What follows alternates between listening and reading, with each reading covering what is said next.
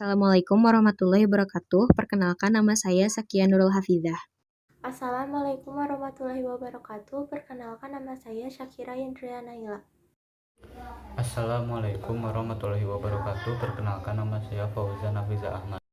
Assalamualaikum warahmatullahi wabarakatuh. Perkenalkan nama saya Muhammad Nur Fauzi. Assalamualaikum warahmatullahi wabarakatuh. Perkenalkan nama saya Asraful Anam. Assalamualaikum warahmatullahi wabarakatuh. Perkenalkan nama saya Anita Nasya. Kami dari kelompok 2 akan mempresentasikan pengklasifikasian teks eksposisi berjudul Jarimu Harimaumu, mulai dari struktur teksnya, lalu fakta serta opini, lalu pola pengembangan, serta kaidah kebahasaan yang dimiliki oleh teks eksposisi ini. Struktur teks eksposisi. Tesis merupakan paragraf pembuka atau pengenalan. Tesis memuat opini menarik dari penulis tentang topik yang ia angkat. Dalam teks Jarimu Harimaumu, paragraf 1 merupakan tesis, yaitu di abad ke-21 ini manusia tidak bisa lepas dari teknologi dan media sosial. Apalagi di masa pandemi ini, media sosial menjadi alat tersendiri untuk tetap terhubung dengan keluarga, teman, ataupun sejumlah selebriti dan pejabat negara. Hal yang bagus bukan? Namun, apa jadinya jika media sosial dijadikan alat untuk membunuh seseorang? Bisa saja dengan kata-kata jahat dan ancaman kematian yang diketik oleh jari jemari ini. Dampaknya bisa sangat besar terhadap seseorang. 2. Argumentasi. Beri alasan atau argumen penulis dalam menanggapi topik yang akan dibahas. Argumen perlu didukung fakta agar valid dan dapat dipahami pembaca. Dalam teks ini, argumentasi dapat pada paragraf 2, 3, dan 4. Cyberbullying atau perundungan dunia maya sudah menjadi isu yang cukup besar di Indonesia. UNICEF memaparkan bahwa 1 dari 8 anak di Indonesia pernah mengalami penghinaan dan ancaman di dunia maya. Tidak jarang juga kita melihat komentar jahat serta hinaan di laman media sosial pada influencer serta tokoh ternama. Para pelaku berdalih melakukan hal itu sebagai kritikan. Namun apakah sebuah kritikan harus dilontarkan secara kasar, dibarengi dengan ancaman mati? Menurut saya tidak. Sebaliknya, itu termasuk tindakan perundungan. Para pelaku mungkin tidak tahu seberapa besar dampak kritikan mereka itu.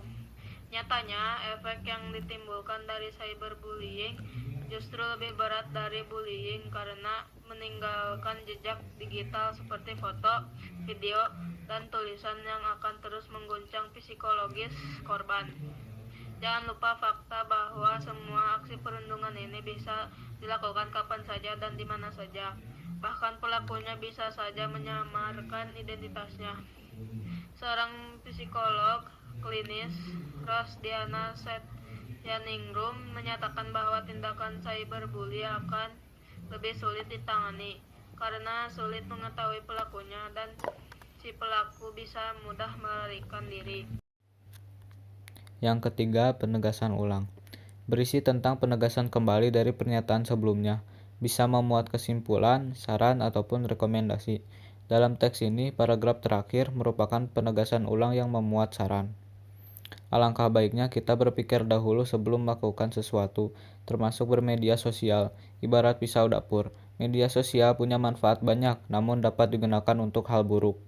Oleh karena itu, selalu ingat bahwa apa yang kita lakukan di internet akan selamanya terekam dalam jejak digital, tidak dapat dihapus. Dan komentar-komentar kejam yang kerap kali dilontarkan tidak akan membawa manfaat, melainkan dapat merenggut kebahagiaan orang lain. Saya yakin kita semua bahkan percaya bahwa tidak ada manusia yang sempurna, bukan? Lalu untuk apa kita menghukum orang lain dengan perkataan yang tidak sepantasnya diberikan? A. Fakta. Fakta adalah hal atau sesuatu yang benar-benar terjadi atau dapat dibuktikan kebenarannya. Dalam teks ini, beberapa fakta yang ada di antaranya.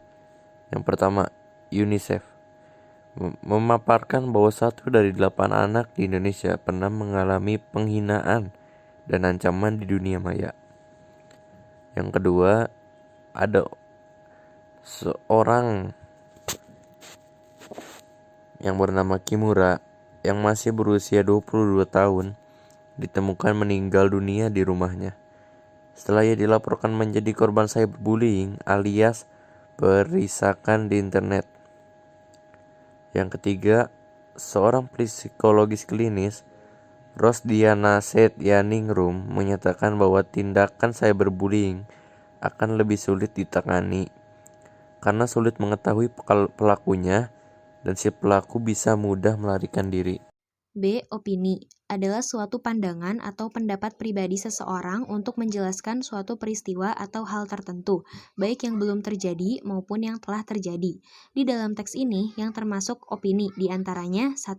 Saya merasa geram ketika banyak pihak yang selalu menganggap sepele korban cyberbullying.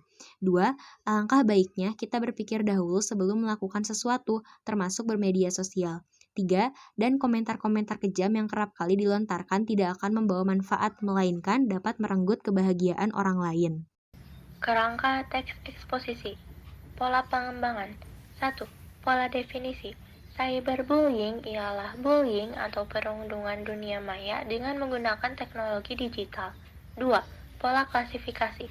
Cyberbullying diklasifikasikan menjadi 5 jenis, yaitu impersonation, flaming, cyberstalking, penetration, dan revenge porn. 3. Pola proses. Kita mungkin bisa meminta maaf, namun suatu perkataan akan selalu melekat dalam pikiran dan bahkan bisa menghancurkan kebahagiaan orang lain. Apalagi kata-kata dan komentar yang dilontarkan di media sosial yang tidak dapat dihapus, jejak internet selalu ada. 4. Pola ilustrasi. Ibarat pisau dapur, media sosial punya manfaat banyak, namun dapat juga digunakan untuk hal buruk. 5. Pola perbandingan nyatanya. Cyberbullying berdampak buruk lebih besar daripada perundungan secara fisik. Kaidah kebahasaan. A. Kalimat rekomendasi adalah kalimat yang berfungsi untuk menyarankan, mengajak, dan menganjurkan suatu bentuk perintah kepada pembaca.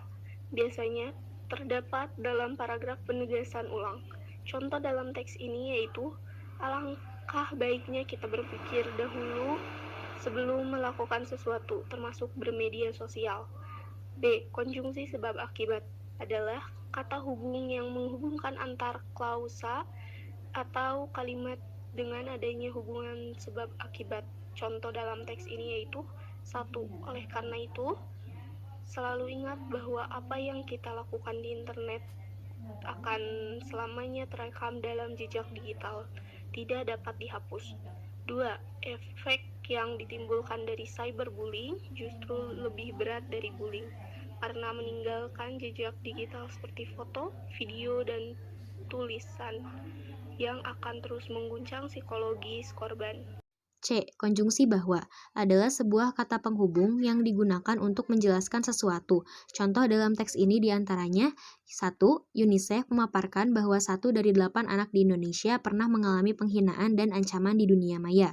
2. Seorang psikolog klinis, Rosdiana Setyaningrum, menyatakan bahwa tindakan cyberbully akan lebih sulit ditangani karena sulit mengetahui pelakunya dan si pelaku bisa mudah melarikan diri. 3. Dari contoh tersebut, kita dapat melihat bahwa setiap manusia memiliki perasaan dan pantas dihargai, termasuk pegulat layaknya Hana Kimura sekalipun. Yang D. Ada nominalisasi. Nominalisasi merupakan sebuah penggunaan kata kerja atau kata sifat sebagai kata benda. Contoh dalam teks ini diantaranya, yang 1.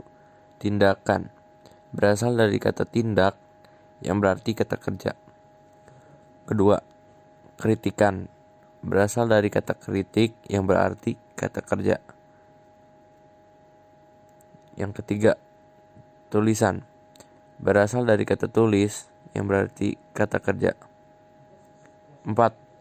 Ucapan berasal dari kata ucap yang berarti kata kerja. Sekian dari kelompok kami, mohon maaf jika ada kekurangan atau kesalahan.